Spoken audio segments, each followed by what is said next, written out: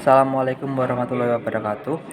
Nama saya Muhammad Rio Ferdiansyah dari kelas TE 0502 Teknik Telekomunikasi angkatan 2022. Di sini saya akan menjelaskan sedikit apa yang saya ketahui tentang semikonduktor. Semikonduktor adalah jenis material yang memiliki sifat konduktif di antara konduktor dan isolator. Ini berarti semikonduktor dapat mengantarkan arus listrik dalam kondisi tertentu, tetapi tidak sebaik konduktor dan tidak sepenuhnya menghentikan arus seperti isolator. Struktur semikonduktor mengacu pada susunan atom dalam bahan semikonduktor tersebut. Semikonduktor memiliki struktur kristal yang teratur, di mana atom-atom tersusun dalam kisi kristal yang teratur dan berulang. Struktur kristal ini memberikan semikonduktor sifat-sifat elektronik yang unik. Dalam struktur semikonduktor, atom-atom dari bahan dasar seperti silikon dan germanium membentuk tiga dimensi yang teratur yang disebut kisi kristal. Atom-atom ini tersusun dalam susunan periodik yang diatur oleh gaya-gaya tarik dan tolak antara atom-atom tersebut. Struktur kristal yang teratur memungkinkan terbentuknya celah pita band gap antara band valensi dan band konduksi. Dua jenis struktur kristal yang umum digunakan dalam semikonduktor adalah struktur phase center cubic atau FCC dan struktur kristal berjenis berlian. Struktur kristal FCC biasanya ditemukan pada semikonduktor seperti silikon dan germanium, sementara struktur kristal berlian ditemukan pada semikonduktor seperti gallium arsenida. Nah, ada beberapa material yang sangat sering digunakan dalam pembuatan semikonduktor. Yang pertama adalah silikon. Silikon adalah material semikonduktor yang paling umum digunakan dalam industri elektronik. Struktur kristal silikon yang teratur memungkinkan untuk diolah dengan mudah dan memiliki sifat-sifat elektronik yang sesuai untuk berbagai aplikasi. Selanjutnya adalah germanium. Sebelum silikon menjadi dominan, germanium adalah semikonduktor utama yang digunakan dalam industri semikonduktor pada awal pengembangan teknologi semikonduktor tersebut. Meskipun kini lebih jarang digunakan, germanium masih memiliki aplikasi dalam perangkat semikonduktor tertentu. Nah, ada alasan kenapa silikon dan germanium merupakan bahan yang sering digunakan untuk semikonduktor. Beberapa alasan utamanya adalah yang pertama, ketersediaan. Silikon dan germanium adalah dua bahan yang melimpah di alam dan mudah didapatkan. Keduanya merupakan elemen yang umum di kerak bumi dan tersedia dalam jumlah yang cukup untuk keperluan industri semikonduktor. Yang kedua, sifat kristal tersebut. Silikon dan germanium memiliki struktur kristal yang teratur, yang memungkinkan mereka untuk diolah dengan mudah menjadi substrat semikonduktor yang berkualitas tinggi. Struktur kristal yang teratur ini juga penting untuk pembentukan sirkuit terpadu dan perangkat semikonduktor lainnya. Yang ketiga adalah gap energi yang sesuai. Silikon dan germanium memiliki gap energi yang sesuai untuk digunakan sebagai semikonduktor. Gap energi ini memungkinkan mereka untuk memiliki sifat konduktif yang dapat diubah dengan mengontrol jumlah pembawa muatan seperti elektron dan hole yang tersedia di dalamnya. Yang keempat adalah stabilitas termal. Silikon dan germanium memiliki stabilitas termal yang baik yang penting untuk aplikasi semikonduktor yang membutuhkan operasi yang konsisten pada rentang suhu yang luas. Yang terakhir adalah kompatibilitas dengan proses fabrikasi. Silikon dan germanium kompatibel dengan berbagai proses fabrikasi semikonduktor seperti fotolitografi, pengendapan lapisan tipis, dan difusi doping. Ini memungkinkan pembuatan sirkuit terpadu kompleks dan perangkat semikonduktor lainnya dengan tingkat akurasi dan keandalan yang tinggi.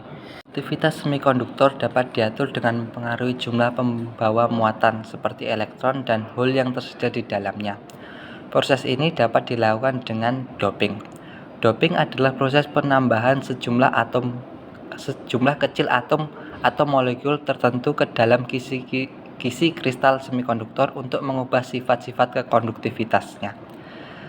Proses doping ini bertujuan untuk mengendalikan konduktivitas semikonduktor dengan mengubah jumlah pembawa muatan, elektron atau hole yang tersedia di dalamnya. Dua jenis doping yang umum digunakan adalah doping tipe P, dan doping tipe N. Dalam doping tipe P, atom pengotor yang ditambahkan memiliki sedikit elektron valensi tambahan. Contohnya adalah boron atau gallium dalam silikon. Ketika atom pengotor tipe P masuk ke dalam kisi kristal semikonduktor, mereka menciptakan hole di mana struktur kristal yang dapat memungkinkan elektron untuk berpindah ke lubang tersebut, sehingga meningkatkan sejumlah muatan positif dalam semikonduktor. Di sisi lain, dalam doping tipe N, atom pengotor yang ditambahkan memiliki sedikit elektron valensi kurang. Contoh atom pengotor tipe N adalah fosforus atau arsenik di dalam silikon. Atom pengotor tipe N menambahkan elektron ekstra ke dalam struktur kristal semikonduktor, yang meningkatkan jumlah muatan negatif dan memungkinkan semikonduktor untuk menghantarkan arus listrik dengan lebih baik. Proses doping ini memungkinkan untuk mengendalikan tipe dan tingkat konduktivitas semikonduktor, sehingga memungkinkan pengembangan berbagai jenis perangkat elektronik dengan kinerja yang diinginkan. Misalnya transistor bipolar yang terdiri dari 3 lapisan semikonduktor, basis, kolektor, dan emitor. Menggunakan doping tipe P dan tipe N untuk mengendalikan aliran arus listrik di dalamnya. Tentu ada berbagai jenis perangkat semikonduktor yang digunakan dalam berbagai aplikasi elektronik. Nah, berikut adalah beberapa yang umum digunakan. Yang pertama adalah transistor. Transistor adalah salah satu perangkat semikonduktor paling penting dan banyak digunakan dalam elektronika. Transistor digunakan untuk penguat sinyal, switching, dan pengendalian arus listrik. Ada beberapa jenis transistor termasuk bipolar junction transistor atau BJT, field effect transistor (FET), dan metal oxide semiconductor field effect transistor atau MOSFET. Nah, yang selanjutnya adalah dioda. Dioda adalah perangkat semikonduktor yang mengizinkan arus listrik mengalir hanya dalam satu arah.